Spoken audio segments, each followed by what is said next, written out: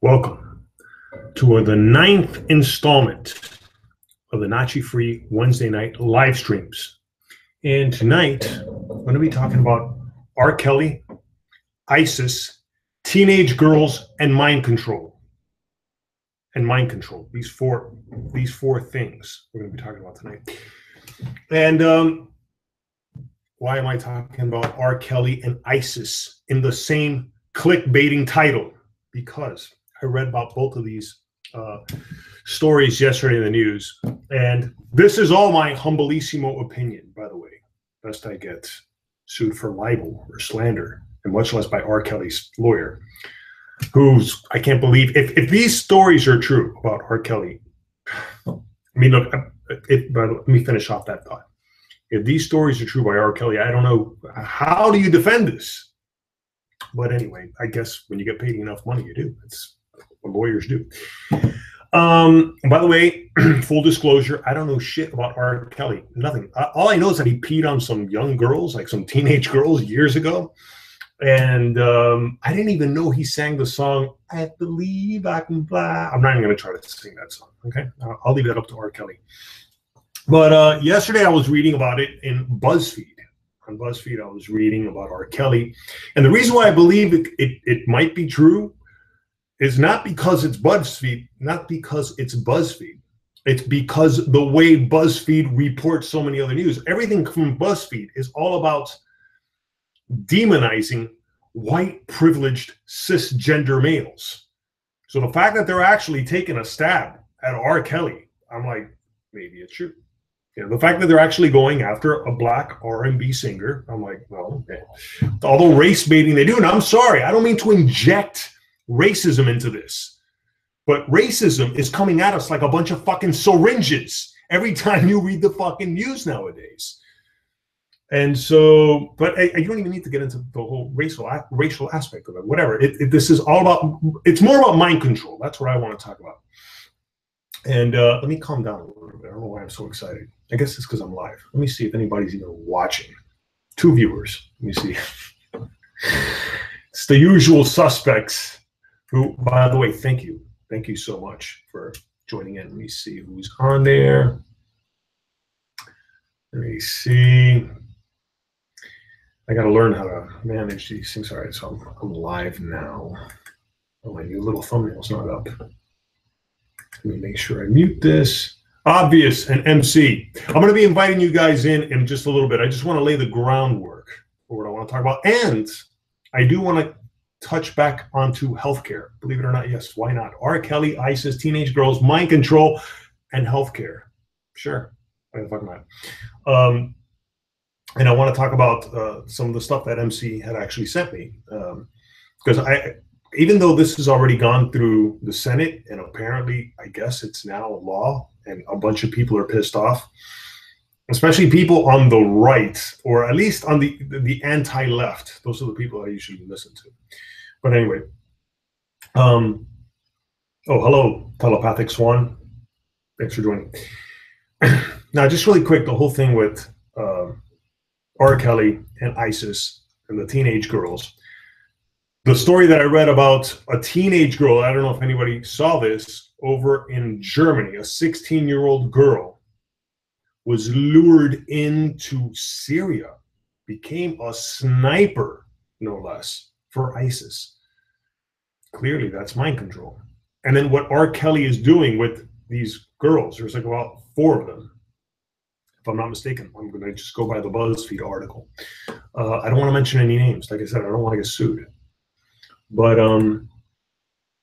it's just amazing. I guess the main point that I want to make is, especially if you're a teenage girl who may not be watching right now, but if you stumble into this video, you got to be really careful. Be very careful who you listen to. Yeah, it's amazing how people can be so easily manipulated. By the way, the lighting here is, yeah, that's a little better. Amazing how people can be so easily manipulated. And as usual, I always tie this into Cuba, and because that's where my family's from. And the way that despicable piece of shit dictator, Fidel Castro, I'm trying to look at the time because before I start inviting people in, I want to at least, like I said, establish what I'm talking about here.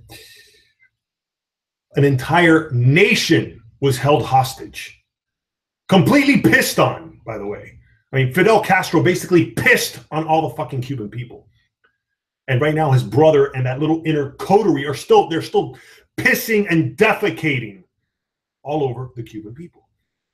And this is how it happens. And it's because, look, we're clearly not all created equal. That is bullshit. You know, I think, oh, these are self-evident truths. Bullshit. We're not all created equal, dude. Sorry. That some people are a hell of a lot smarter than others. It's a fact. Okay? And I should know that because it's not for nothing why I wear a Mexican wrestling mask with a fake mustache on YouTube. I'm not the brightest of the bunch. I'll be honest about that. Okay? I like to think I'm a little entertaining at the very least. But the point that I'm trying to make is there are people who know how to manipulate others and suck them in to their vortex, to their layers. And you're seeing this with, well, apparently R. Kelly and ISIS.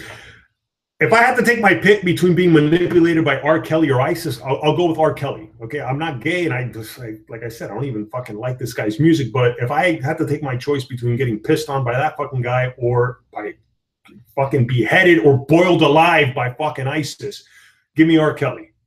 Okay, I'll be his bitch, fine. But I don't want to be anybody's bitch. And I find it amazing how many people are willing to be somebody else's bitch. And by the way, I hope this doesn't sound like fucking a chauvinistic thing. This does not just happen with women. It's amazing how men get sucked into this too. And it's something that I find, without it driving me insane, I would almost say I have to find this laughable, you know, and yet it's not funny. But it's the only way I can keep sane when I read these stories. Like when I read the R. Kelly story on BuzzFeed, I was like, what the fuck? And I just got sucked into, look, I almost got manipulated myself just from reading the story. I was like, what? You know, and I almost started looking up his songs, and I almost started like, is he really a lyrical genius? I started almost getting a little wrapped into all those pictures of him wearing the fucking fur coats and stuff like that. You know, whoa. So I can only imagine a teenage girl. Oh, and by the way, this one particular teenage girl that the BuzzFeed article talks about, the parents, and I'm not blaming the parents. This is not about victim blaming, but apparently the parents, the mother was like a stage mother and one of these women who wanted her kid to be rich and famous. And she just basically, you know, just like, hey, R. Kelly, here's our precious treasure. Here you go. No, go ahead. You model her however you want for your whatever career. You're the fucking music industry mastermind. Here's our daughter. Did you not know that this man was already pissing on fucking young girls? And I think one of them was like his goddaughter. Look, that's how uninformed I am. And I don't really want to inform myself that much more about R. Kelly. There's only so much I want to learn about this guy. There you go. It's how so many people give into this shit. Again, like the Cubans did. My family. I mean, how many people were just like, yes, go ahead. No, just take over the entire fucking country. And with ISIS, you know, that's a whole other fucking mindset. It's a whole other story.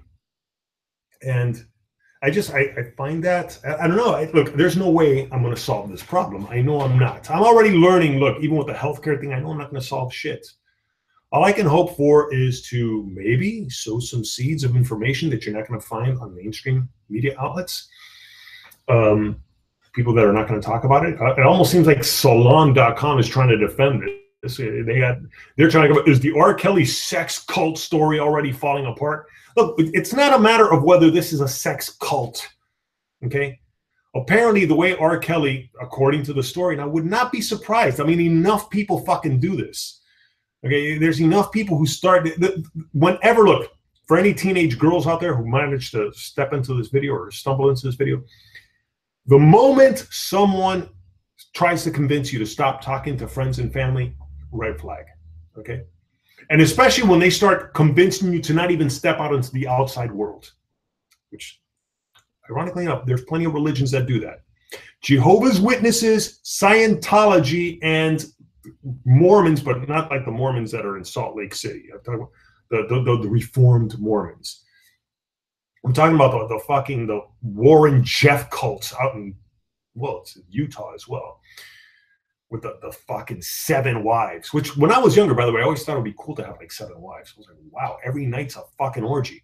But it doesn't work that way. Those wives, these are young, and a lot of them are young girls. Again, the teenage girls, look, I don't even want to make those jokes. Okay, I do not want to get snagged in with fucking any pedophile. I don't want to become like a fucking wrestling mask wearing Milo Yiannopoulos, which, by the way, today I was listening to an interview of Milo Yiannopoulos on NPR. Damn, that guy made some good points. Okay, he's really redeeming himself for all those fucking borderline pedophile fucking comments he made before. But anyway, it's the point that I was trying to make with the Mormons and with the cults and how people get sucked into this. The first thing they do is they try to disconnect you from friends and family. Then it's from the outside world, right? Anybody who does that, they're looking to fuck with your head, okay?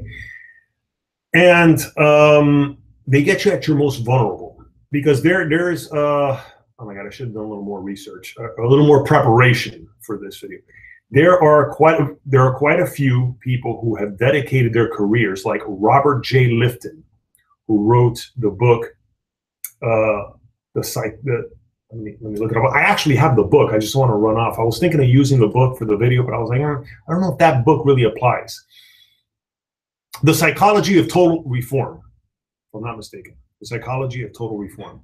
And it dealt more with how the Chinese government, back in the 60s, I believe, indoctrinated so many people and how they broke people in. And these were people that were not going through a hard time, because that's the way it usually works with cults, or it usually works with, like, I guess in cases like this, let's not call the R. Kelly thing a cult. But when people get sucked in like that, it's usually when you're at a vulnerable state in your life. And that's how they get you. And that's also, by the way, and I have no kidding around with this, I'm not trying to even be funny, that's how a lot of young girls get sucked into a life of forced prostitution. And it's amazing how that doesn't get talked about that much in mainstream news outlets, you know, and especially, I mean, bringing it back to the race baiting shit. Okay, amazing with, you know, with everything that you hear with, you know, black men being killed by cops. Oh my God, the injustice. Why are they not talking about how many young teenage black girls and white girls? I mean, just women in general, and now with fucking even the Muslim rape gangs over in Rotterdam, England. Oh, God, I really need to do better preparation when I do these fucking videos. Anyway, the point that I wanted to make with this is the way they get these people. You know, like the point that I wanted to make with at least women being forced into a life of prostitution. Well, that's how they get them. These are usually runaways, which, by the way, that's how the girl in Germany who ended up in ISIS, which is the reason why I wanted to tie in ISIS with this. She was a runaway, and she got sucked in. She was going through a troubling time in her life. She was, I think her parents were going through a divorce, and she was looking for direction. And Allahu Akbar, here we go, fucking got sucked in with this. And that's another reason why all fucking religions are so goddamn dangerous. They're all false to begin with, every single last one of them. All of them. There is no God. We only have ourselves. And yeah, we got to be careful, because not all ourselves are out to help each other. You get these fucking, look, and fuck it, I'm going to refer to R. Kelly as a monster.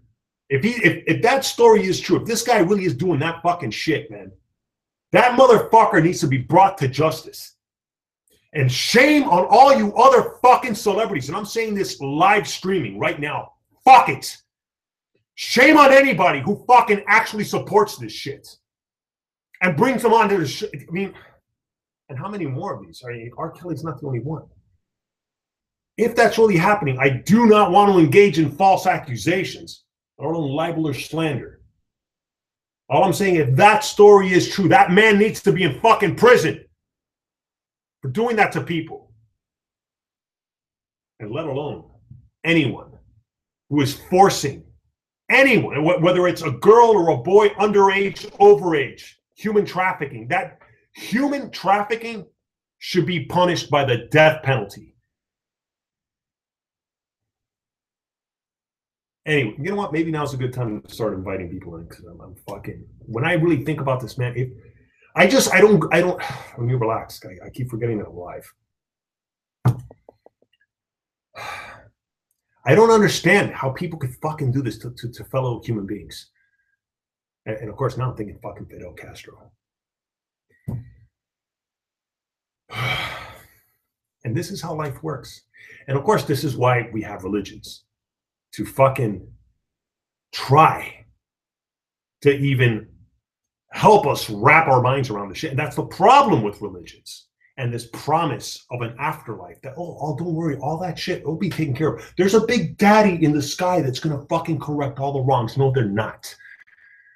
When that fucking walking, talking societal tumor by the name of fucking Fidel Castro died, he didn't go to hell.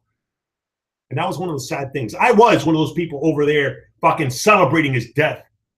But I did find it a little sad how many people really do believe that guy's, he's in it. Está en el carajo, coño, Satanás lo va a coger. No. Ese hijo puta resingado nunca va a pagar para toda la miseria que ha causado al pueblo cubano.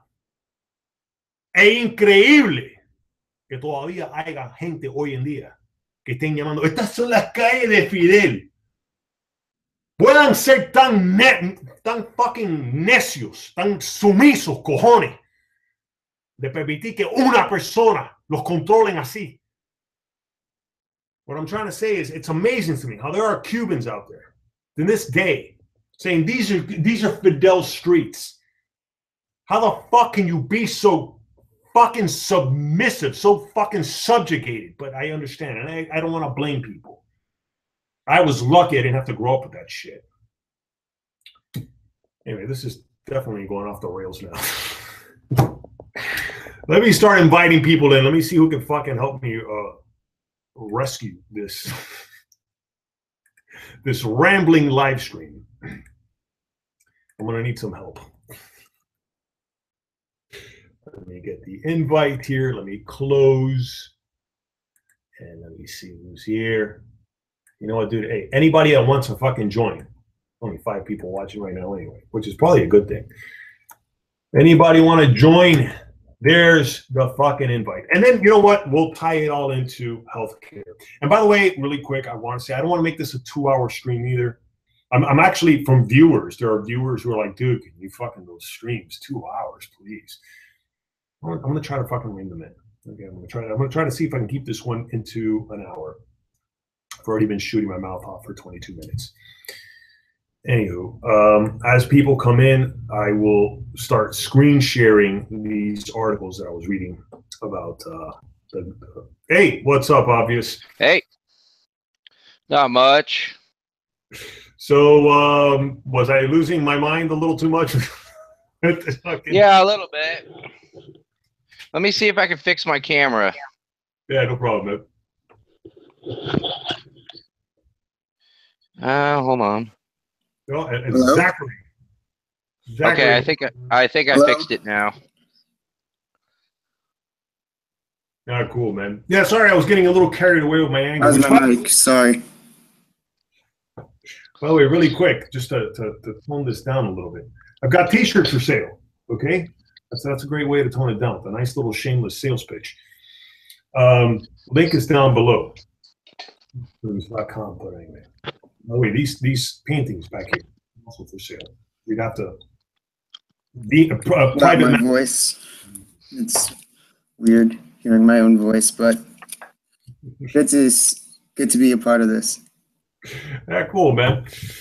So, well, what do you think? Have you guys, by the way, have you guys read anything on the R. Kelly thing? Do you think it? Good. Sorry. Yeah, no, I haven't read anything on the R. Kelly, but part of your Cuban thing, which was interesting, is I used to work for an independent baseball team that would have a Cuban team come over. Right. And granted, we were independent baseball, so very low budget. So security was an issue because some of the players were trying to just break out at the right time, like a couple of people. So the fact that people still celebrated him and the things he did, I also agree with you, was kind of crazy, even though I didn't quite understand what you were saying. No, I mean, the whole thing that I'm trying to tie into is it's just, it is amazing how malleable certain people are, and it's scary to me, at least, especially when an entire society could be manipulated that way. And clearly, Cuba's not the only country that this has happened to. I mean, any country with a dictatorship.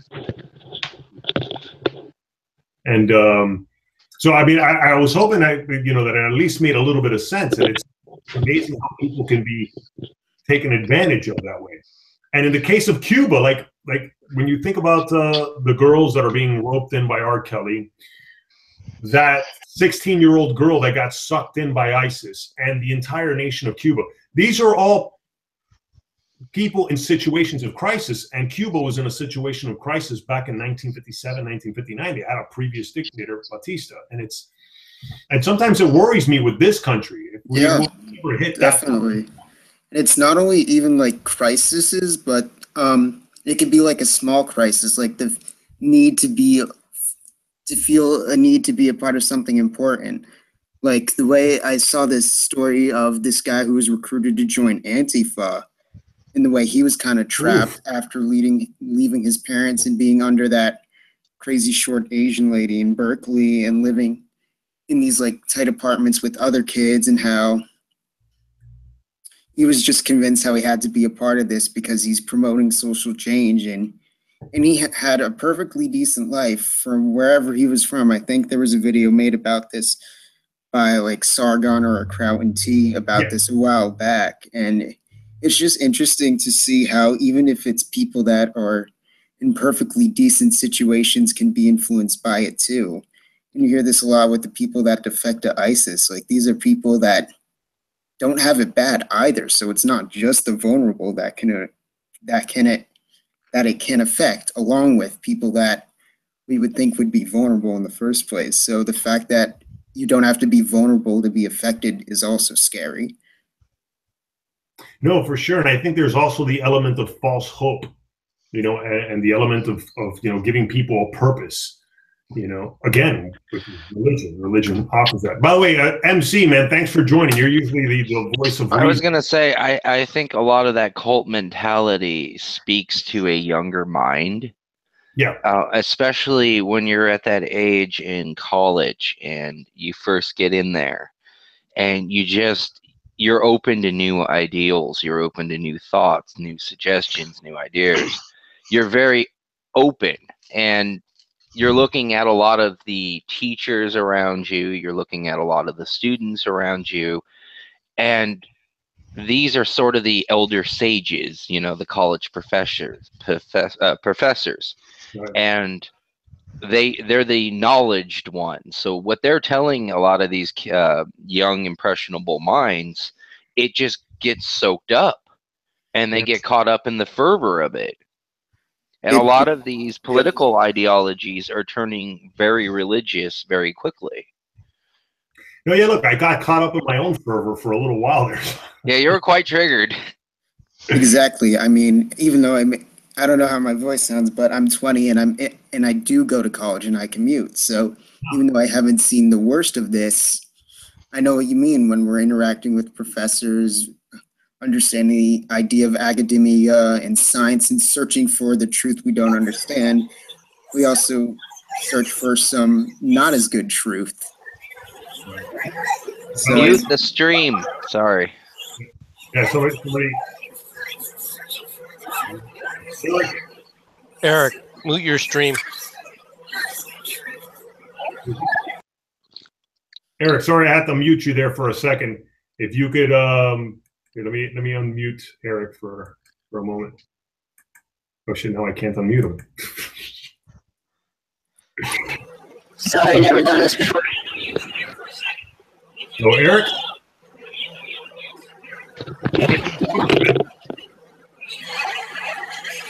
Eric, go to your other window and mute that window. If you're watching the live stream on a separate window, or I forgot now. If you have that separate window of watching and there's a delay and everything, so if you could just mute that. Yeah, it's done. Can you hear me? I can hear you, but we can hear you with like a lot of. There's a lot of background noise. You can also see you, so you may want to turn your camera off, or at least put something over the top of it. Yeah, it's an interesting image, that's for sure. Well, I'm bent over at a computer right now. Hey, what's up, Eric? Man, nice to meet you, brother. Yeah, likewise. So yeah, anything you wanted to contribute about the whole mind control topic? And well, my thing with R. Kelly is, this was known when he married his first wife at 14, and why Hollywood didn't act then. It was a big scandal. They were together for a while before it came out her actual age, and I have no idea how people like this can continue to exist where it's so taboo. I mean, Jerry Seinfeld's another one. Do you remember that whole ordeal? Well, if you want to know why, I mean, you can go back to take a look at Woody Allen. Yeah. And if you want to go even further back than that, you can go Roman to Polanski. Jerry Lee Lewis, the guy who did Great Balls of Fire. He stood up there and married his 13-year-old cousin. What, did Roman Polanski date or hook up with a 13-year-old and then he took off or something? We couldn't extradite him.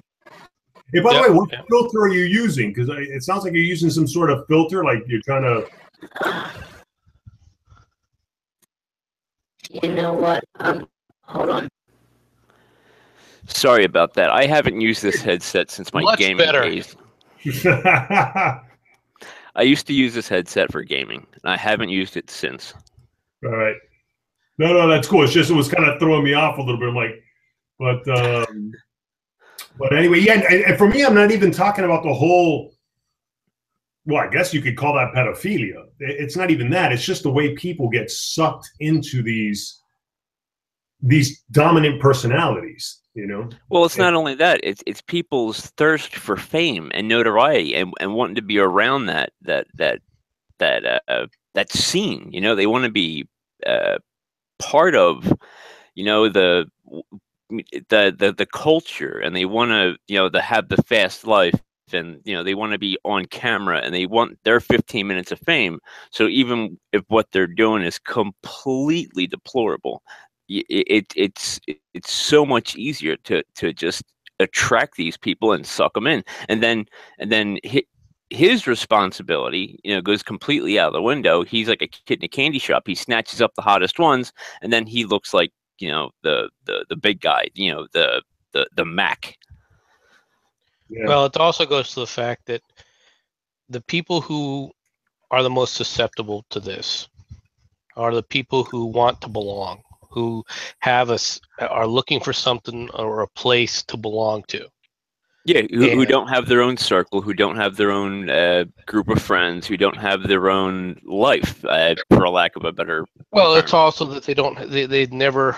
One of the problems I think with our society, which makes it very susceptible, is the fact that we don't do a very good job of teaching not responsibility, self-discipline. All right, so that we can't use, the critical nature of self-discipline means that you have to be able to examine yourself critically. And that isn't taught anymore, examine yourselves, in relationship to, okay, where did I go wrong? What am I doing wrong?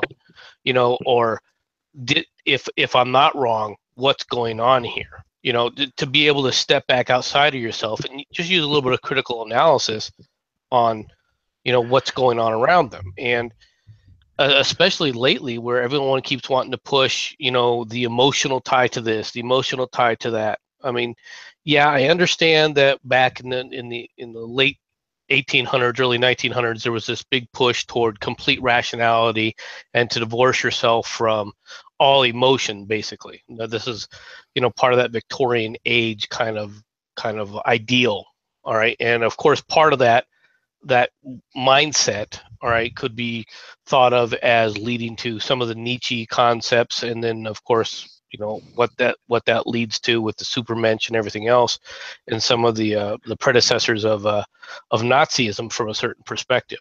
All right, I'm not saying that Nietzsche led to Nazism or anything else per se. What I'm just saying is that kind of idea of I can divorce myself from rationality, from all emotions, allows you to basically do human experimentation, all right, like Josef Mengele did. His whole justification is he was just engaged in science. He wasn't the one capturing the Jews or anything else. These were just human people that were either going to be killed one way or another, so they might as well use them for as guinea pigs. All right. Sorry, I had to drop out for a moment. I'm back. Yeah, no, and that whole point of detaching yourself from emotionality, I think that's why, most dictators are clearly psychopaths. People who have I think they're almost incapable of having emotional attachments, and you'll see that within the lives of many of these people. Wasn't that true with Saddam Hussein when they did a profile on him, and they were saying that the way he was raised with the detachment of his parents and the type of war-torn environment, it basically just bred his mentality? Oh, for sure. Yeah, there's no doubt about it. Same thing with Hitler. Hitler, if I'm not mistaken, was severely beaten by his father. Stalin was another one, was severely beaten by his stepfather. I don't know if that was beaten per se, but one thing I think that really, really was formative to Hitler was his time in World War I. I remember reading something about that. He said basically it was not only the time he served in World War I and the horrors that he saw, but then it's when he came back and he saw his country was completely devastated. Also, didn't he get rejected from some sort of art school at some point? So he's obviously the creative type, but that's very minor compared to the other factors you were talking about. I honestly think it might have been the horrors of war mixed with the fact that he when he got back, his country was destroyed. There was very little of Germany left. Yeah, it was. The treaty for World War I was harsh because we thought that was the best way to prevent this. Yeah, the best way to prevent this. The Treaty of Versailles was definitely a major problem because it basically sucked all the funds, all the mobile funds out of Germany. At the same time, stripped Germany of some of its more resource areas like the Alsace-Lorraine region, which was removed from them forcibly, and of course the whole Danzig corridor, right, which was carved away from them, created a lot more animosity. That was one of the reasons. That was one of the first areas that was taken back during the push into Poland at the beginning of the Blitzkrieg, because that was one of their most valued ports for trade and for connecting to the rest of the world. And the Danzig port, there was a reason that they went there first. It really hurt Germany, when they gave that up. Well, go ahead. No, I want to ask Zachary, since he mentioned he's 20 years old and he's in college. Do you see a whole lot of this? You were mentioning the whole thing about Antifa and knowing somebody that almost got sucked into it. So a lot of the stuff that we see in the news, it's not that exaggerated then, I guess, because I started just thinking. I think it's a very school-to-school basis, and you can't really go by geography. I attended SUNY Buffalo for a year, and now I'm a commuter to Rampo College of New Jersey. It's a liberal arts school, but it's state-funded. So it's under the eyeglass of the state of New Jersey. And even though it's a liberal arts school, I have not seen this problem. Also, I'm a commuter, but even though I'm a commuter, I'm on campus as much as I can be. So I think it's a very it's a very different story depending on what school you go to. Right. I think conservative opinions are still frowned upon from what I've heard from friends at Rutgers, it's a little bit more frowned upon to have a conservative opinion when you're having a healthy debate, but I haven't seen quite the extreme things. Like, there is that video of Milo Yiannopoulos starting his tour at Rutgers that went very sour, but like, I think it's like what Dr. Bernstein said, it's a subset of the Black community in this whole race war, a subset of any community. Yeah. So I think you can find it if you're looking for confirmation bias, as many people are saying, or as Joe Rogan keeps on saying in his podcast, but I personally haven't run into it at the level you see I think it in the also news. depends on, not to interrupt, I think it also depends on which university you go to, because it seems to be more prevalent in certain areas, especially on the Definitely. West Coast. And I grew up in San Diego and most of Southern California. And San Diego is very, very liberal, but the more further up north you get, especially Northern California, it turns into a whole nother beast. They go from being just casually liberal to almost an extreme form of it. Can I ask what part of California is red? Because I None. talked to now. See, I was told that there was a really red part of the state. Like when you have like red, I have the red elephants. Their broadcast is from California, and they're all Republican or conservative or libertarian. And then you have the Trump Fan Network. They're from California, and they're all libertarian / Republican / conservative. Some of the mountainous areas are Yeah. more conservative. Also, I have family in Ventura County in California, and that tends to be a little bit more conservative. And a bit in the Imperial Valley. Yeah. But yeah, I'm mostly from the East Coast, and Ramapo College in my area of Bergen County is right outside of New York City. So wherever there's more money, it tends to be a little bit more Republican, but it's very moderate in centrists.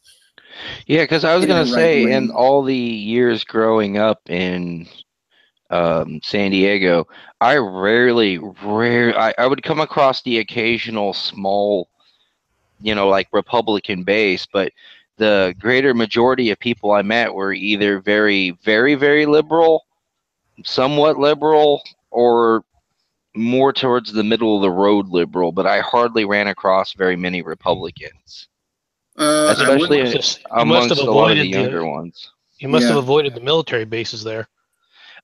Well, that's the funniest thing. I grew up, my parents were military, and we grew up near Camp Pendleton. And I think the thing is, when you're usually talking to people from the military, they don't really voice their political opinions. A lot of Marines and stuff I talk to, they just kind of keep politics out of things. It's actually But against their code to openly speak on politics if they're actively right, enlisted. because if you ask any Marine about the president or what they think about politics, they'll just be like, I don't know, it's just not my place. You just Right. rarely ever get into a conversation with a Marine about politics. It never seems to ever come up. If you were actually in the military, you'd see them discuss it within their own private circles. But even then, it's limited to the small amount from my time in the military. You only discuss politics with your friends, and never outside of your little group. You didn't do it in any kind of public forum or anything. Yeah, you would because never see it on Twitter or anything like that. that's the thing about growing up near military bases and on military bases. People don't really realize, but everything just kind of moves in little cliques. Like you have the people that are actually enlisted, usually the mother or the father, and they have their own little crew that they see on a regular basis and people they hang out with. And then the kids all kind of just cluster into their own because they live on their base housing. And you get really divided up into little groups living on military bases.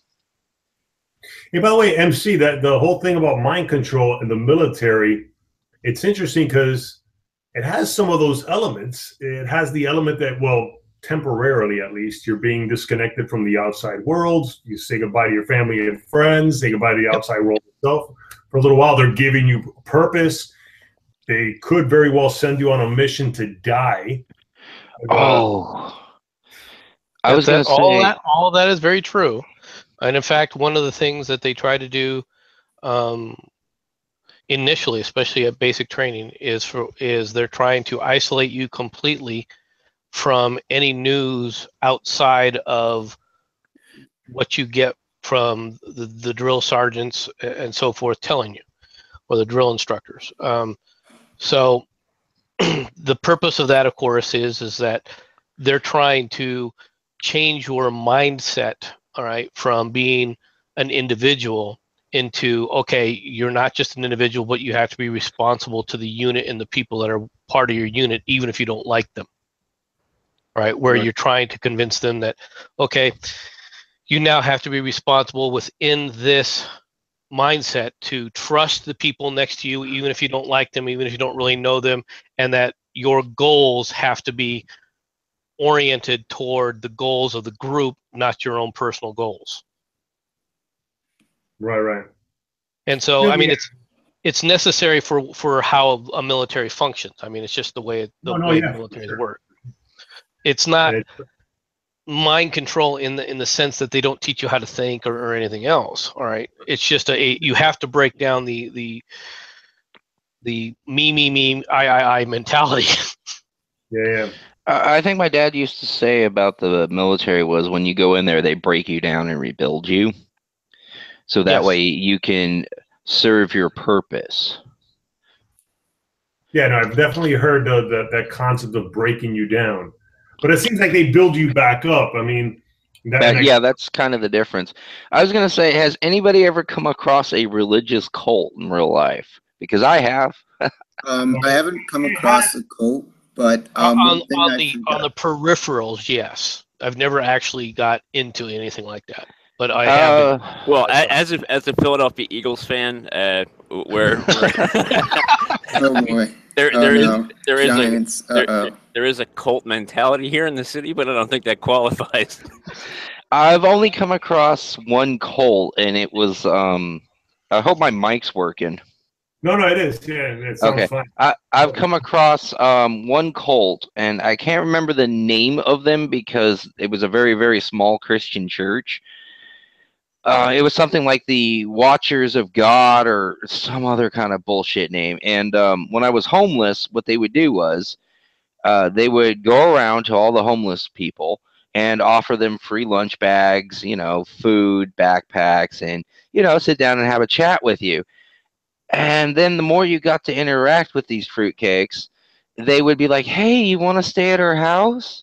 You want a place to stay for the night and maybe a shower?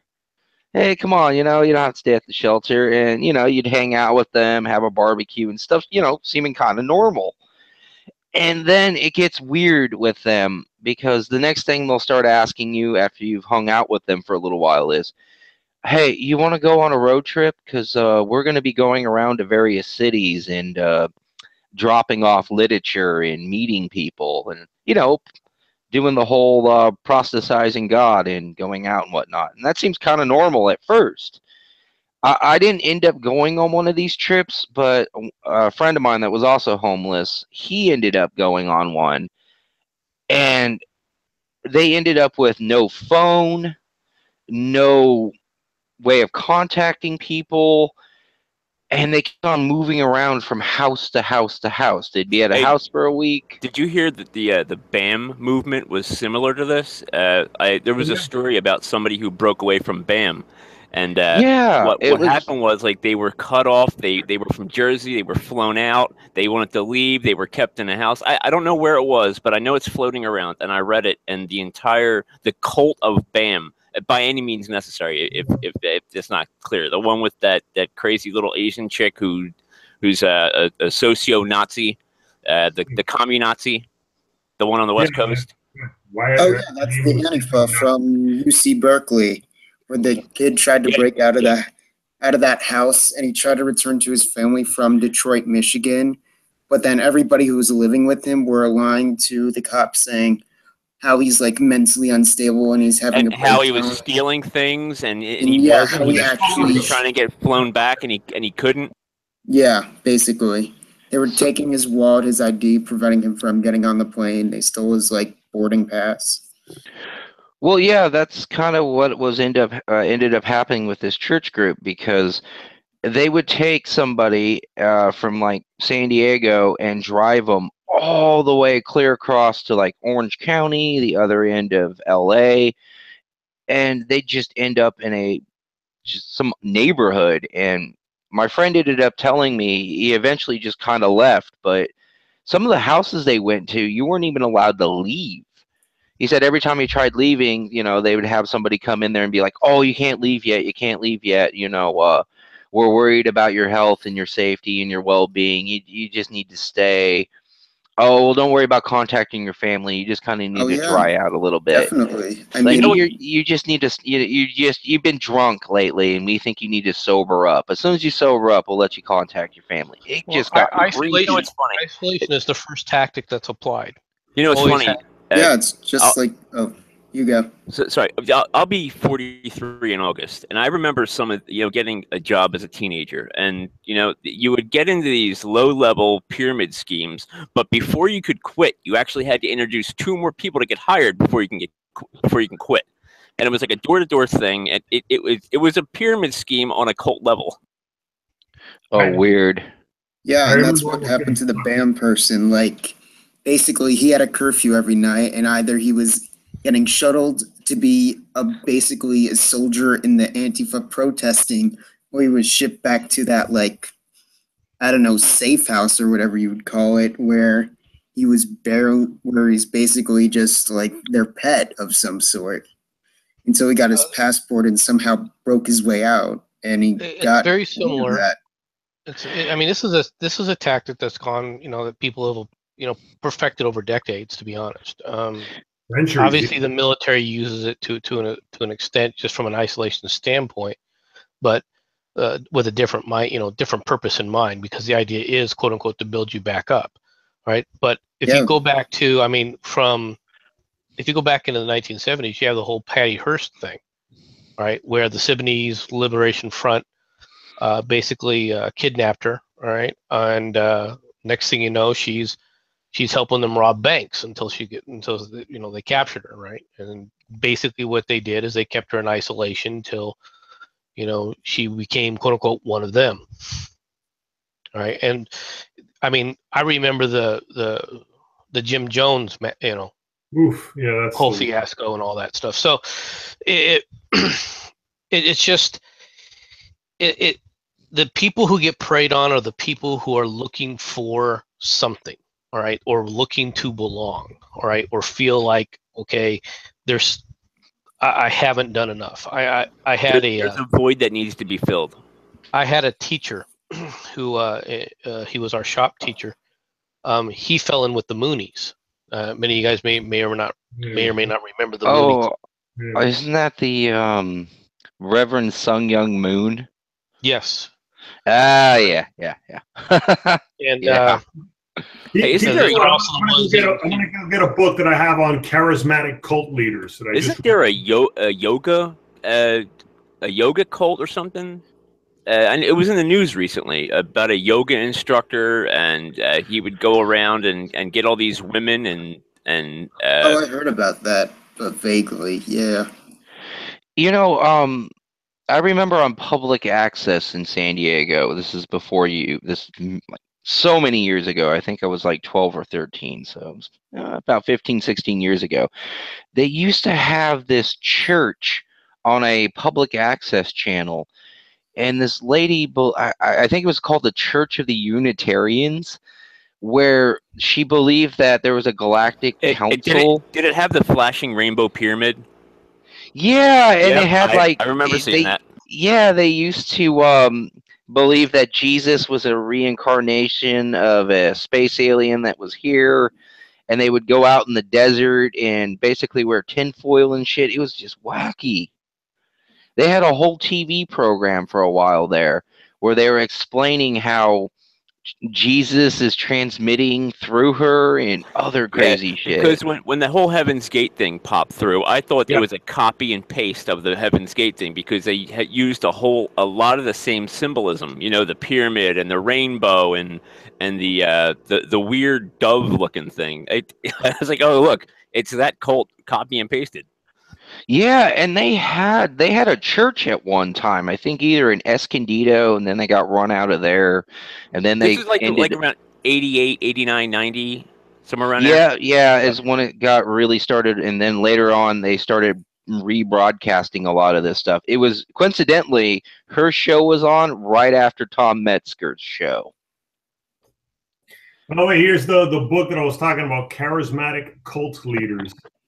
And they definitely cover the Hare Krishners, that's for sure. And yeah, But aren't they peaceful? Similar pattern. Yes and no. Hare Krishners, aren't they peaceful? Yes, for the most part, you could say yes, they're peaceful. Although they do prevent you from leaving their cult at whatever cost, and they also basically force you to give them all of your money, all of your. If you have a life savings and everything, they take it all. They're the skinheads. Isn't that what Scientology did? Make Right. you take all your money? Yeah, they're known for trying to suck, get you to. That's why it's so expensive to be in Scientology, which is, again, speaking of celebrities. Tom Cruise, yep. The pressure, it's amazing that, I don't know, I would love to know how the pressure of Going Clear and Leo Remini's, A&E series, how that must have gotten to him. Because, I mean, especially in Going Clear, there's a scene where they like really focus in on Tom Cruise, and it's a shame you can't find it anymore on YouTube. It's been taken down. But they have a great scene, which almost makes you realize to it, because they really treat him like fucking God. And they have like some of these insider videos that they've managed to get and stuff at some of like these little insider meetings they've had and shit, where they're just showering him with praise. And you would think he'd have already enough as a fucking celebrity, but no, they give him that extra treatment. The Church of Scientology has so many A-list stars that if they made a movie, they would have a summer blockbuster. Oh yeah, you would think. I remember when I was in the Boy Scouts. It turns out a lot of the Mormon Church sponsors the Boy Scouts now. There's a lot of Mormon troops, and I don't know why that is. It just, especially in the area I grew up, there was always the Mormons very heavily sponsored it.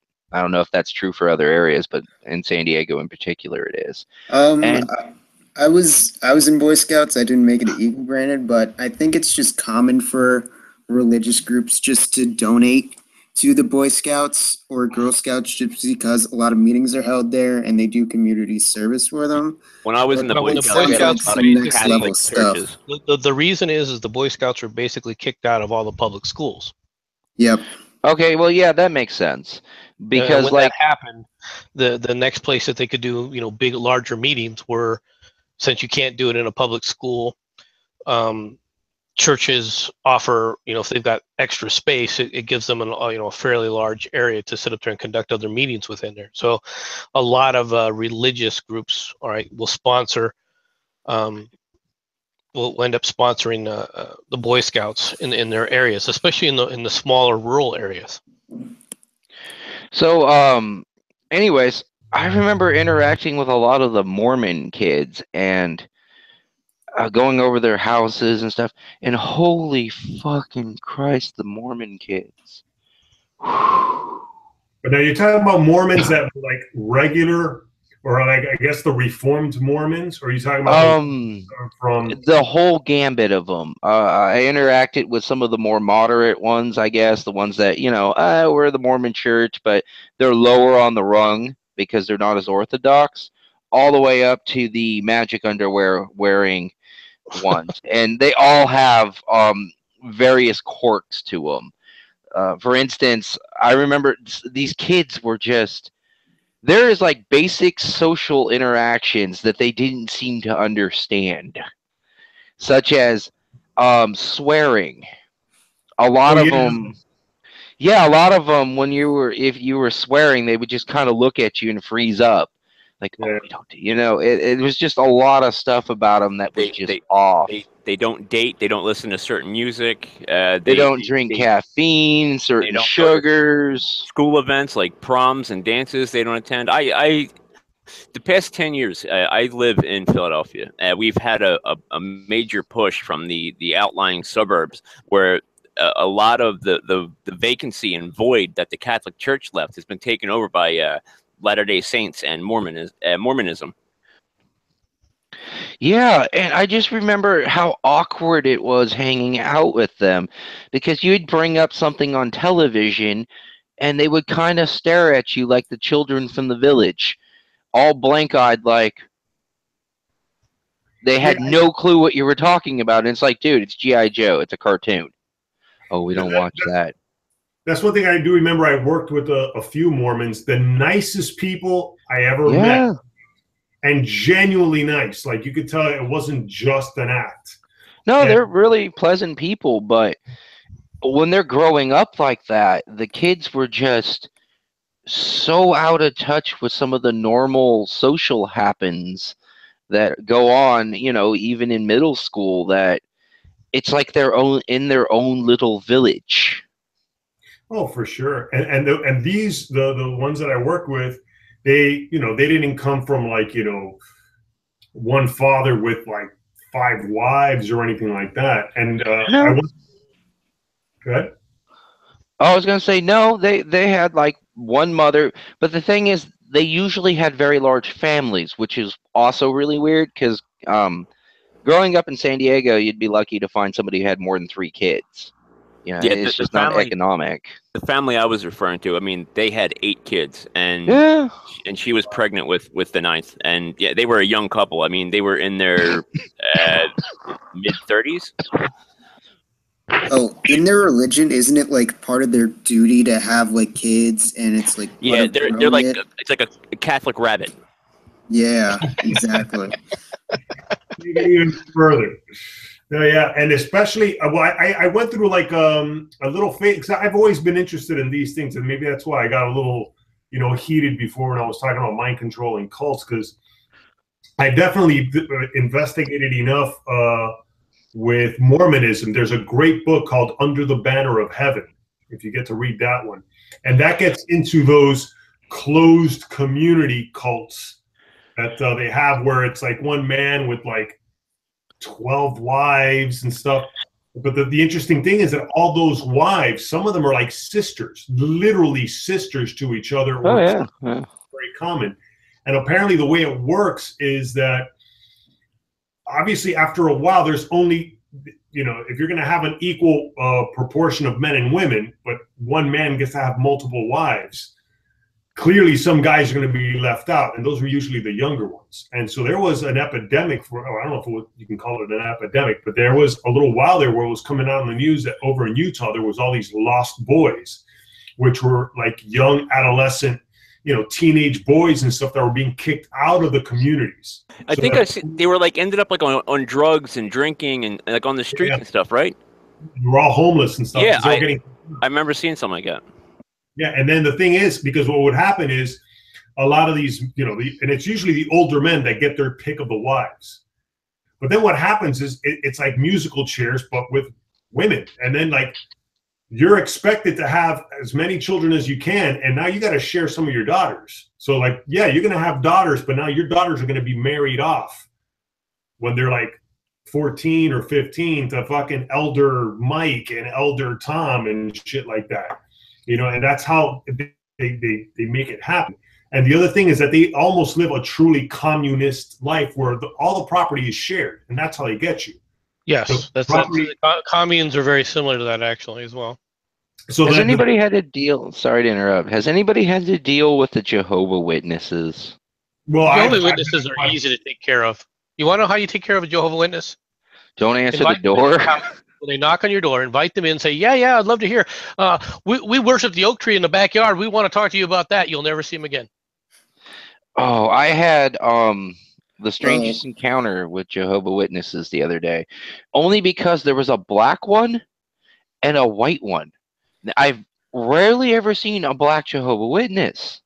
So it struck me as very, very odd. All the Jehovah's Well, Witnesses in urban I areas are live black. in a decent neighborhood, and a couple years ago we had this like fake Jehovah's Witness. So it seemed as if they're trying to scout the house to maybe take stuff when I'm not here or the rest of my family.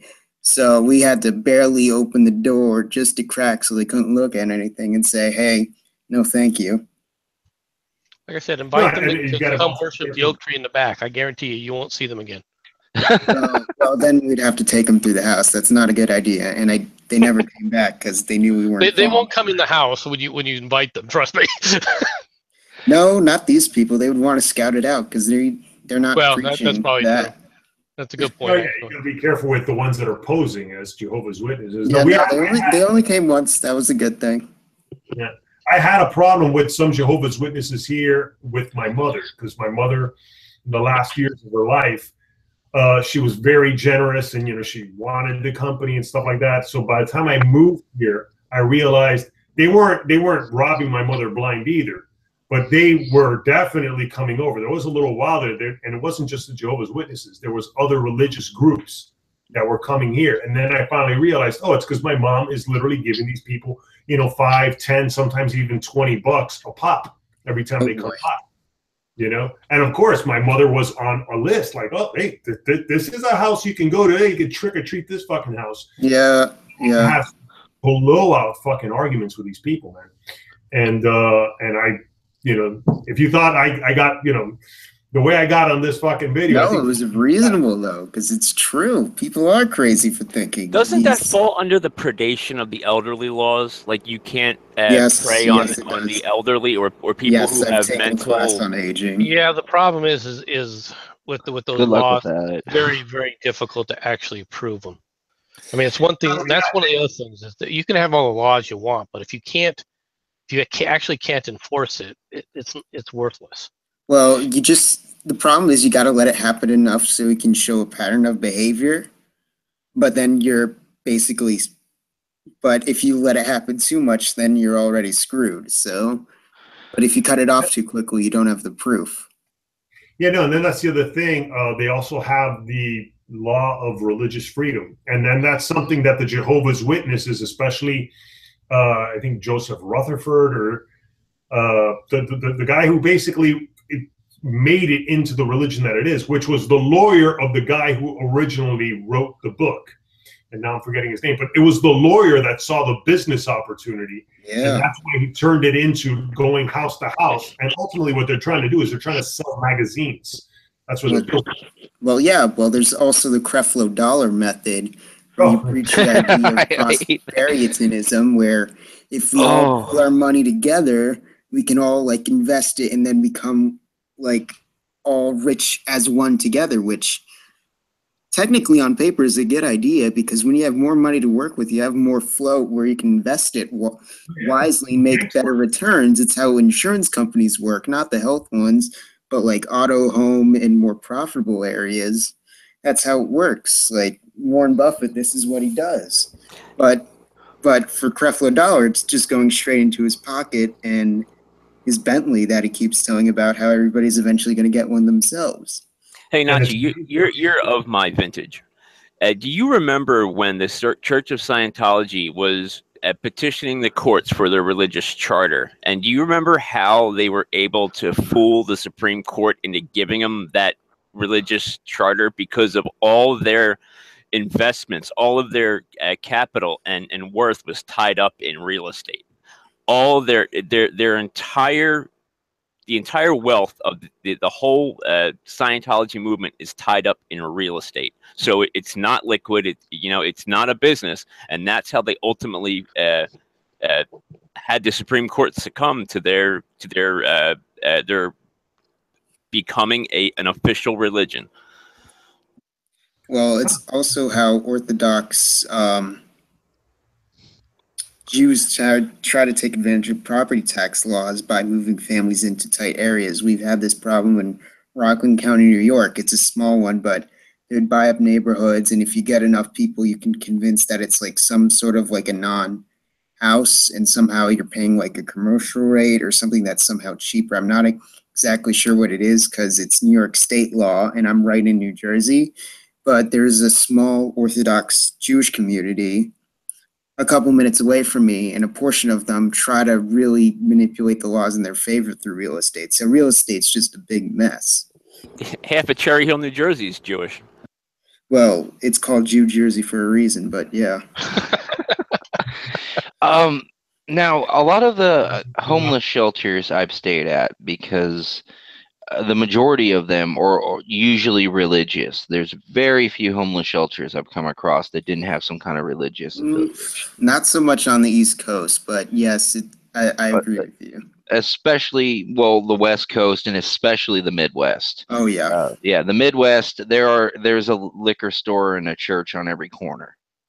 It's very religion's very prevalent even here in Iowa. You might have a town with 5,000 people and there'll be 5 churches and 3 taverns. My sister's husband's from Iowa. Then you know what I mean. There's a bar, a liquor store, a come and go, and a church. Oh yeah. Yeah, I know exactly. That's the whole town. Nebraska was the same way when I grew up. Yeah. So and when you go to these homeless shelters, not all of them are like this. But I've come across some where, holy fuck, it's like living in the Jonestown community or something. They get you in there and everything becomes a part of their religion. You want that plate of spaghetti? You better get up and start praying. Oh, you got to go to this. You got to go to this church sermon. No, no, no, no. You're doing it for the Lord. And it just gets almost like a prison camp, because you get up at 4 in the morning. You immediately start praying to God. You have your morning prayer. You clean up. You go in. You leave for a couple hours. You come back for lunch. You have your lunchtime Bible study. And they make the entire time you're there a religious boot camp. And a lot of the people that end up staying there for months on end, they quickly start adopting that jailhouse Bible mentality. Hey, you know that shower you just took? That was holy water you owe. Oh, yeah, and it's exactly like that. You know, the Lord has provided you that meatloaf, you know, and he provides you with the soap you get. You best be thankful for that. And it's like, hey, didn't some old lady come in here? That was the will of God.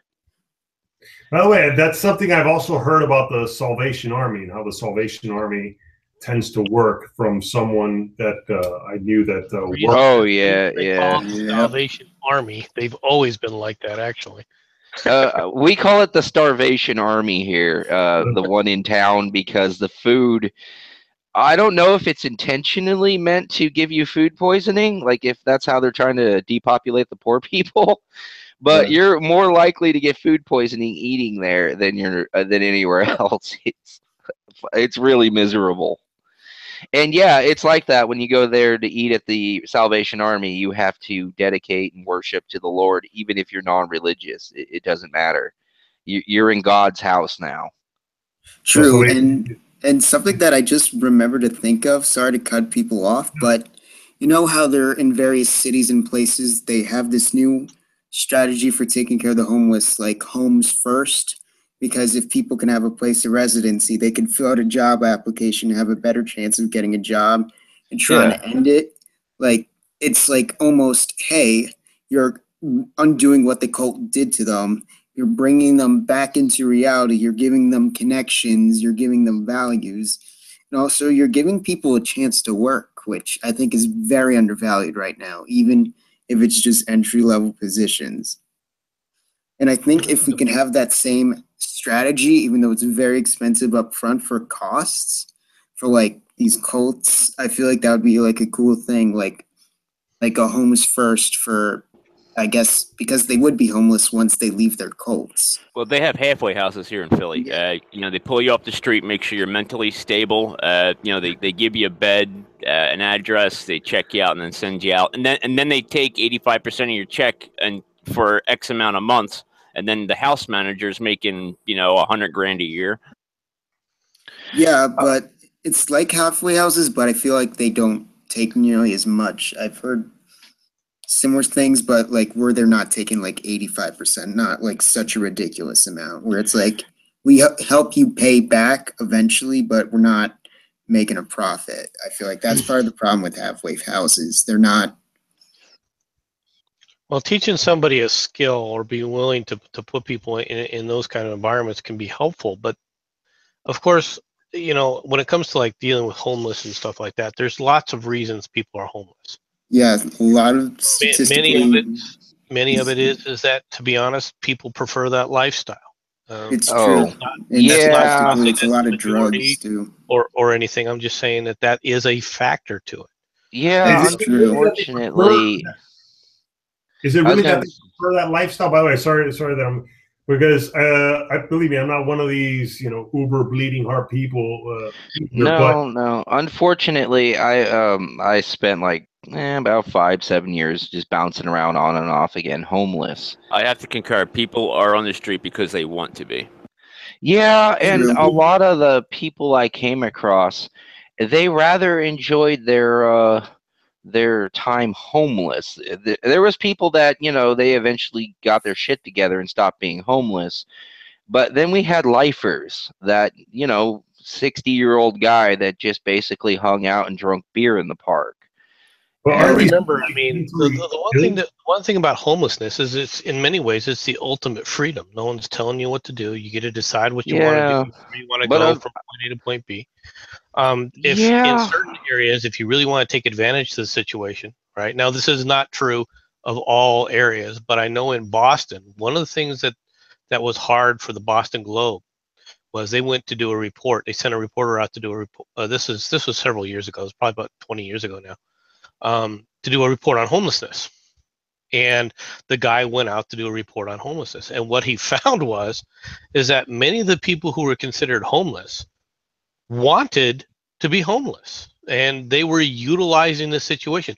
They would get free clothing. They would go and study at the library. They would come back and listen to to the shelter. And as long as they stayed away from drugs and stayed away from alcohol, everything was provided for them. Well, yeah. also in New York City, I want to hear your guys' opinion on this. The city buys up hotels for homeless people a lot of the times. Do you think this is a good or bad thing for homeless people, and whether it encourages them to get out of it? What is your opinion? No. Because I never hear I it think from it's homeless welfare for people. the hotels.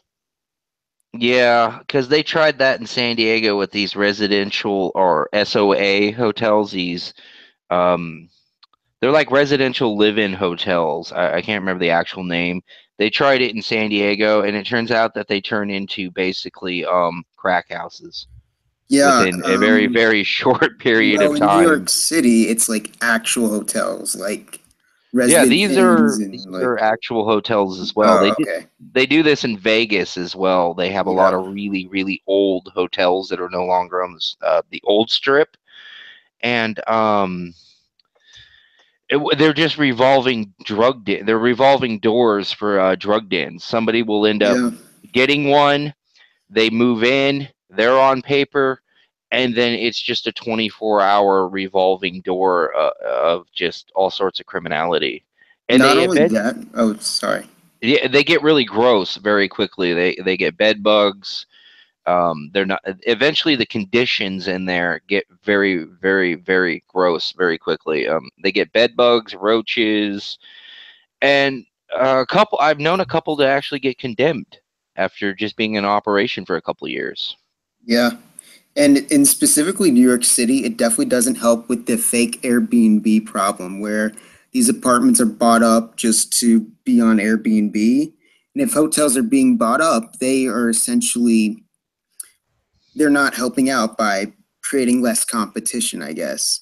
So if the hotels are less competitive, these fake Airbnb renters just make New York City too expensive to visit. Granted, that's a very low priority in the grand scheme of things, but there are like economic consequences with this too, beyond just spending I guess money. I just kind of figured that these things were just payoffs to, the realtors, all right, by the local government.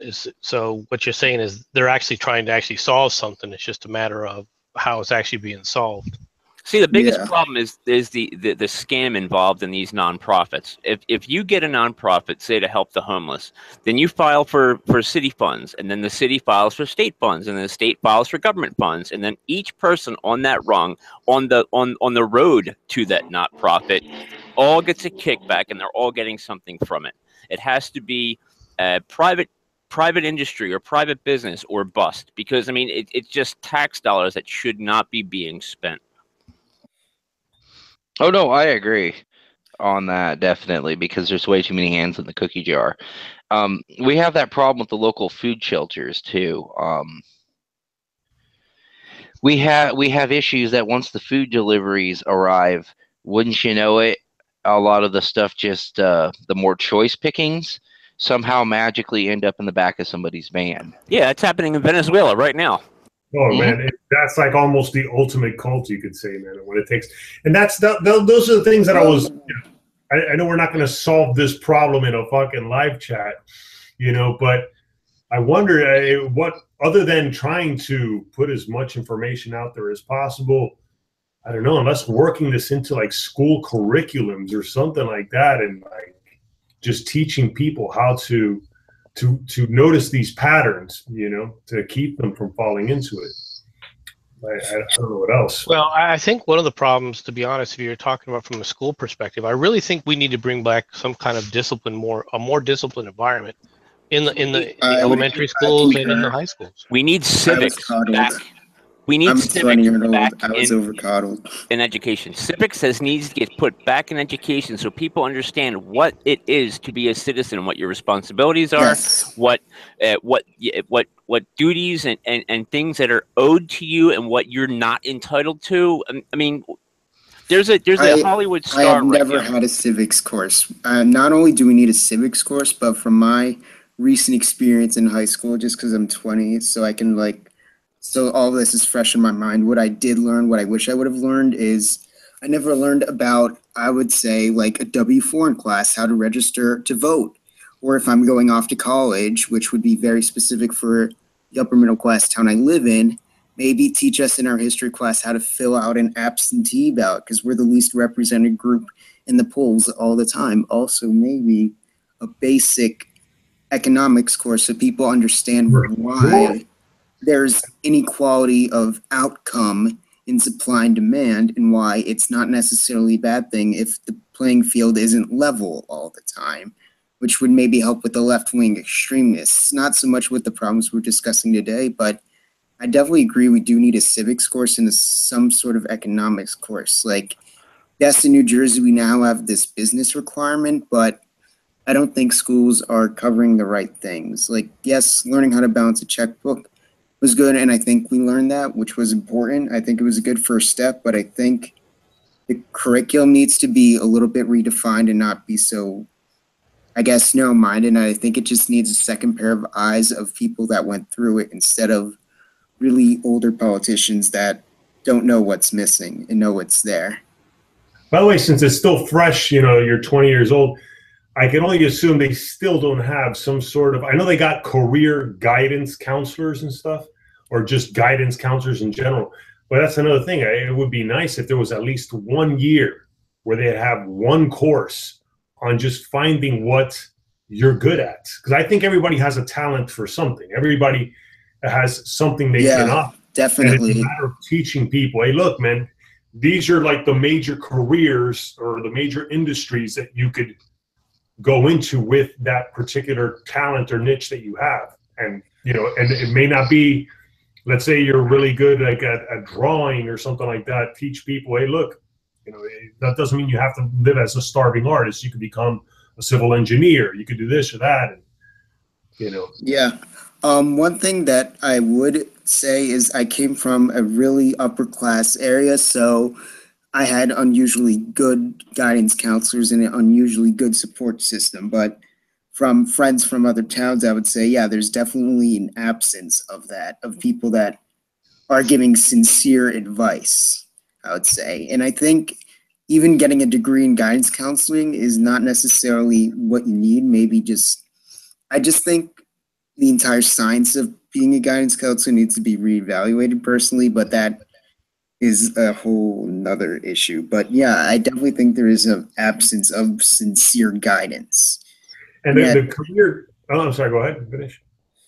no. And there's these crazy things in my town just because there's a lot of money in it, too much money. I'm not from a typical background. We got to keep that in mind to adjust things. But there are these um, things called college counselors, which are like tutors in helping kids decide what college they want to go to, and they're charging something with like 3 zeros. This is just for wealthy kids, but the fact that there's these, well, I guess, self-certified people doing this for a lot of money just goes to show the fact that there's a complete absence for this kind of guiding, even at the very top. No, yeah. So not to trigger you again, Nachi, but can you explain what was going on with that R. Kelly thing? Because I only sort of half listened, because as soon as you said R. Kelly, I kept on thinking of the Boondocks episode. All right. Oh, I got a cart coming by. Let me just mute myself for a moment, and then I'm going to screen share. All right. Well, while he's muted, I would like to ask, do you think the education system needs more money poured into it, or do you think there's enough? No, In what system? Sorry. no, there's far too much money being spent in education right now. Far too much. There's too much waste, and it's all being spent on the wrong things. Yes. By the way, Yes. here's the article. Oh, no, for sure. I agree with that. R. Kelly, and this is by BuzzFeed, that's what I was saying before. Like, for BuzzFeed to be going after R. Kelly, I'm like, oh, okay. So, it's not just the white privileged cisgender straight males, or if that's what cisgender fucking means. R. Kelly is holding women against their will in a quote unquote cult, parents told police. And then now people are trying to make the argument that, oh, well, this isn't officially a cult. It doesn't matter. If these stories are true, where he's manipulating young women with the false promise of having a career in the music industry, and then like fucking cutting, having them cut off ties with their family in the outside world, having them dress in fucking like jogging outfits and shit. And look at this. Look at the adoration that this guy gets, which is interesting, because you would think, dude, doesn't this guy get enough pussy as it is? Like, isn't this guy already fucking busy enough? And I don't know, I guess that must be, I would love to understand the psychology of these people. It's like never enough, And then these are some of supposedly, let me see. The thing is what is he doing that's illegal in this case? That's the whole thing. And that's where I'm sure this guy has sat with his lawyers. They're all considered adults. They're all over 18. Yeah, and that's where it becomes, quite problematic. I mentioned Patty Hearst earlier. Patty Hearst, however, wasn't 18 years old when that happened to her. All right, so and of course there were the other circumstances of kidnapping and so forth. But in this case, I hate to say this, but when you turn of age, and this is something I think that we're not teaching kids, especially in high school. Look, you can't act like a freaking kid anymore. You've got the whole, the environment has to be one of you're going into adulthood, not that you're still children. And if you keep treating kids as children into their 18, 19, 20, they act like children when they're 18, 19, 20, and they miss out on an opportunity to actually grow up. I think a lot of it is not the teachers, but the parents. My mom is a secretary at the middle school I used to attend, and she says every year the amount of calls she gets from parents of saying, "Oh, I'm bringing this in for my kid," as something as ridiculous as a bottle of water, when we have clean, perfectly decent water fountains, like I said, is like gone up. The amount of like, "Oh, I'm bringing this in for my kid," the amount of like, like it's one-time thing just goes up and up and up, to the point where there's like overstock of random kids garbage everywhere, where it used to be, there was just one tiny shelf of stuff. Well, I think that there's an aspect of that that's very true. All right. However, one of the problems that the teachers have is that they themselves have lost the respect of the parents. That's true. And they've been acting. Let's be honest. The teachers have a union. Have you ever seen a teachers union declare that they're going to go on strike because they want to fix the work environment in the schools. Yes, but part of that is a lot of the curriculums they're choosing. I know vaguely on the inside about what's going on, and a lot of the curriculums are heavily influenced by like Pearson, so it's not necessarily stuff that's beneficial. Like they don't even teach math the way they taught me math 5 or 10 years ago. Well, They're I using all understand these that, gimmicks but and my problem with the teachers is the teachers unions are probably one of the few unions left in the United States that really still has and retains significant power. And they unions, do, but they're slowly losing it. So I think it's in the future well, they're going to become a losing it because they're non-issue. losing all sorts of respect for teachers as a whole. The problem is that the unions, the teachers unions, stopped working, and this is a problem of what happens with all unions. Unions were created in the United States anyway, all right, to fix the environments that the workers had. It wasn't so much saying, okay, we want more pay. It was more, okay, this working condition is abhorrent. Let This me keep working all 10 condition fingers. Yes. yeah.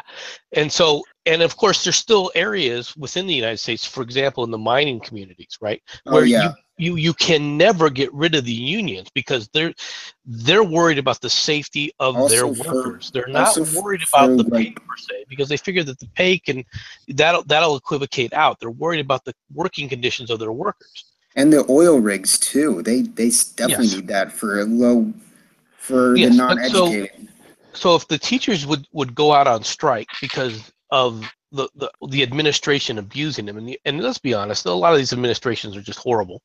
If they went on strike to fix a lot of the work conditions, like so they could take control of their classrooms again, right, you'd probably get a lot of support from parents. But they only go on strike for either less work or more money, which is effectively the same thing. Well, part of the problem is, the way it's set up in New Jersey. There are some states that may only have one superintendent, but in New Jersey, it's set up terribly. Almost every town or every couple of towns is its own district. So we have the problem where there are some towns that are going to be able to pay teachers practically what seems like double the salary of poor towns. So all these teachers are just moving away towards better communities. So I think it needs to be restructured in some states. But by the way, just really quick, I know I just want to actually bring it back to this. Yeah, they are, Kelly. It's interesting how the lawyer phrased this, because like there's no denying that this is a lie. A lawyer basically states, oh, somebody's, I don't know, sounds like some, okay, anyway.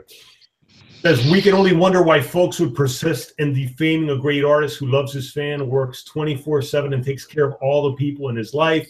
He works hard to become the best person and artist he can be. It is interesting that stories he was defunct many years ago turn up when he goes to stop the violence, put down the guns, and embrace peace and love. I suppose that's the price of fame. Like all of us, Mr. Kelly deserves a personal life. Please respect that. But nothing about these are absolute lies. This complete story is false. There is, there's no hey, he didn't do nothing. Hey, but so, Nachi, Nachi, today in history, R&B singer R. Kelly secretly married then 15-year-old Aaliyah at the Sheraton Gateway Suites in Rosemont, Illinois, July 31st, 1994. He was 37. He was 27. She was 15. How come nothing was done then? No, you know why? Because of lawyers, I think also. That's the thing. And that's why you get this also with Scientology. Scientology has managed to continue existing because of lawyers. The whole thing with Islam and fucking, I don't know how true this is. Now they're starting to find it. I saw this on Steven Crowder, so I don't. Crowder's a pretty good source. No, I would think so. No, he had a guy that worked as an undercover Muslim convert, who basically has been discovering that that organization CARE for the... oh, yeah, they were funding Hezbollah. Hamas is funding CARE. That's like almost a product of Hamas, And that's how they're trying to do this. And then, of course, they have massive legal teams, which is why I'm like, I'm even thinking of fucking taking down this video after, like, by the end of this week, because you never know. I mean, you could be totally in the right. Well, for God's sakes, look at fucking O.J. Simpson. O.J. Simpson now is, I mean, the fact that he got away with murder and now he's actually up for probation, which he might not even make it, because I think I saw today in the news that they caught him masturbating like yesterday. And Yeah. he was like fucking jerking off. Like, I can't believe we'll fucking be out again. Fuck. Well, the problem was I thought that O.J. it was the Simpson fact went that to it was in jail the cell, and it was directed towards a female guard, which was the problem. But if you can't prove that it was directed towards a female guard, knowing O.J. Simpson and knowing his muscle that he can try and flex legally, if he can flex it for a parole hearing, I think his chances of getting out are still good. So I it's the thought fact that O.J. was in prison, wasn't he? No, he is. Yes. yeah, yes, for Oh, okay. a minor assault case or something. Well, yeah, It you had know, to do with later. that sports shop that he robbed or the some armed shit. robbery. but we gotta talk about that crime. So he should be up for parole for that. He's been in there about 4 years out of what, a 6-year total prison sentence. It was like a 30-year. Murder. Oh, was it? Yeah, it was like, or 10 years. I stand corrected. It was a fairly long sentence, but once again, most prisoners won't serve out their full sentence. Normally, they'll get off for good behavior or they're also extenuating. taking his age into consideration because he's 70. Ooh. Yes. I didn't realize he was that in old. my aging class that I aforementioned, aging prison population is a huge problem. So the costs of inmates are going dramatically up and up due to the long sentences and the tough on crime era. So there's a lot of these programs where inmates become like workers to help older inmates keep up with the pace of prison because they can't have enough like staff to like handle them. So they are like saying, hey, not only are these sentences too long, but maybe change the laws because it's getting too expensive to keep them in here. I would say twofold. Number one, get rid of all the non-violent drug offenders. All the non-violent drug offenders, I mean, they shouldn't even be in prison in the first place. And institute the death penalty for all the ones that you know are guilty beyond a shadow of a doubt. You can't ever know completely. There's been murderers, like people that were sentenced to death row, and they find out with DNA testing right before they're supposed to be killed that they're innocent. You can't you ever have be to be extremely careful. You got to be extremely careful. But look, I've been compiling stories. I've been compiling news stories of people who were in prison for murder, were given their second chance, and just they murder again. You know what I mean? And there's one that just came out now in the news, and I don't want to have to go through all the files right now and shit like that. But this guy murdered his own pen pals, and this came out like last month, I think, or not even last month, this month. It was some guy who had been keeping in touch with pen pals. The pen pals made a mistake of fucking offering him a home, killed him. You know? What? Let me pull it up. If you guys want to keep talking, I'm going to mute myself. Well, retention rates are generally high, so if it's a very violent crime, it would make sense. Sorry. Right before Obama left office, he let a bunch of like cocaine traffickers go. It was like one of his last throws. He pardoned a bunch of people. One of the people he pardoned got caught with, I don't know, 1.5 kilos of cocaine back in like the late 90s. Lo and behold, this guy gets caught in Texas again with another 2 kilos of cocaine 6 months after Obama pardons him. Well, I would be with Nachi on that, the end of drug war. Therefore, we wouldn't be rearresting these people for cocaine, would be my argument. Well, also, drugs would be a social issue, so we can talk about curing people instead of arresting them. Yeah, because it gets to a point where a person ends up institutionalized, and they lose their ability to have value in society. I know people that are as institutionalized comes. Their entire day, they don't do anything all day. They just don't really have any of the social skills anymore, and they barely have, beyond social skills, they don't even really have job skills. The only thing they really know is, well, I've been in prison for the last 10 years. Well, so 10 I know years, prison think things. about how much has changed with the way we interact. Yeah. The technology, granted, drop the smartphones, but the fact that almost emailing and applying for jobs in person is almost like obsolete now. Every chain entry level job is just please apply online, and if it's hey, I don't have a computer, well, I can go back. Why are all serial killers white? I really hate that. It's like every serial killer ever is a white guy. No, That's actually not no, true. they're not. There are certain stereotypes that they always fit, and that's the sad thing. It's true. Most serial killers or these fucknuts that go out and just start randomly shooting people in the streets if they're not Muslim, yelling out Allahu Akbar. Yeah, they're usually white guys.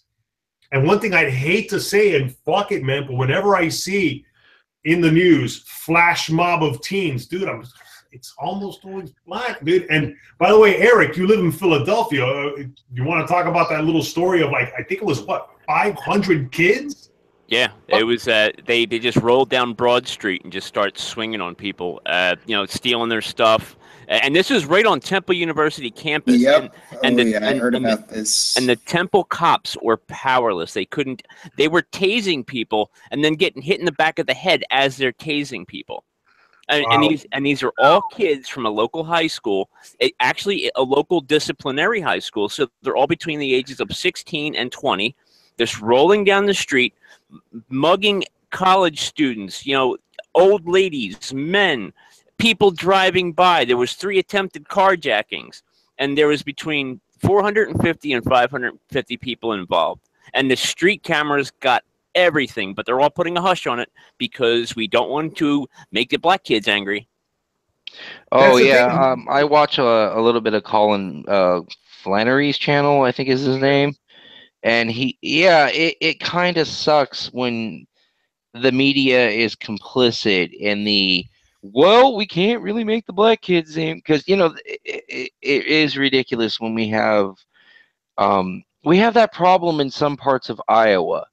The town I live in, we have a considerably larger black population, and it's not really an issue with race. It's not really much of an issue with the ones that are already here, but we're getting a lot of them from parts elsewhere, and it's the ones from parts elsewhere that we're having a lot of issues with because they don't seem to have the same kind of they have behavioral issues. Let's just put it that way. They bring zero moral fortitude. Well, your locals aren't the extreme enough in their eyes. That's the problem. It starts with behavioral issues, perhaps, but it gets compounded when I'm trying to be polite about it.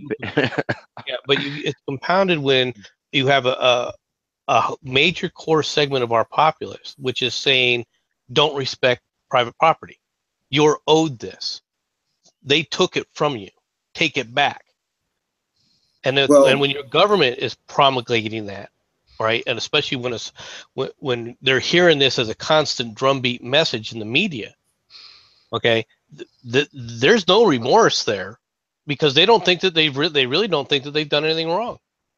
Well, that's why I think when we were talking about education and my experiences, when Nachi was asking me questions because it was fresh in my mind, that's why I said not only a civics class, but a very low level of economics class to understand the basic supply and demand curve, the chain of how money flows. I forget the technical names of these diagrams, but if we have a boiled down economics class, people might have an understanding of, private property is important. Look at Venezuela.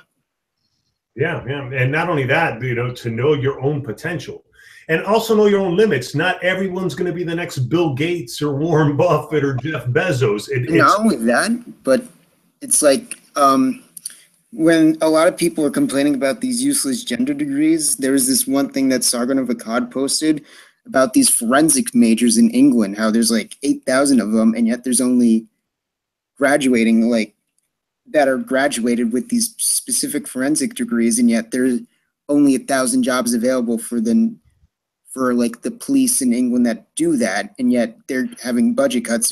So there's going to be less. So it's not just these soft sciences where there's a surplus. It could be hard sciences too. Yeah. So it's like when you have a basic understanding of supply and demand, you would be able to approach which colleges you want to go to first. Would allow you to do that. Do you think that the media had something to do with the overpopulation of forensic science, considering all the shows like Bones and CSI and everything else? But also the suggestions in this post were you could still study biology, you can still study physics, because that's what a lot of forensic incorporates. So you can still apply to these jobs if you really want to be in that field, but also understand with this broader degree, you can still have a chance of making money. Right. And also, I think one thing that's very underrated is something that Mike Rowe talks about a lot on Facebook is like vocational schools and trade jobs. I think that's very undervalued, especially in my community. Also, like community colleges, they tend to have better variety than some four-year schools, and they're hella cheap compared to four-year Hey, schools. So that halves your student debt. Right now in Philadelphia, in community college of Philadelphia, there's a biomedical equipment repair certificate you can get. It's not easy, but it's one of only a handful of schools on the East Coast where you can actually get a degree and a certificate saying that you are qualified to work on dialysis machines, blood pressure cuffs, all these other machines that are in hospitals, which is in the medical field. And as we grow older and the longevity of our population continues to to roll on, these machines are going to need to be maintained and upkept. So you can make 80, 90 grand a year preparing medical equipment and devices, but people don't know about it. Hey, by the way, man, sorry that I'm going to have to elbow in here now. It's interesting conversation, man. Thank you all for joining. I got to cut this short, and not even because it went longer than I wanted to. I just got a couple of fucking things I got to get done. But as usual, it goes long because I find the conversations very interesting, man. And I hope this video will be useful to anybody who watches it, And yeah, man, thanks again, everybody, for contributing. Thanks for having me on, Nachi. Appreciate Thank you, Nachi. it. Appreciate it. Yeah, thank you. Cool, brother. So I don't know. I don't know if we were able to solve the mind control crisis in this country or throughout the world. But anyway, thank you all for joining and for watching. And until next Wednesday night. Thanks again. Night. Night, everybody. Later, man.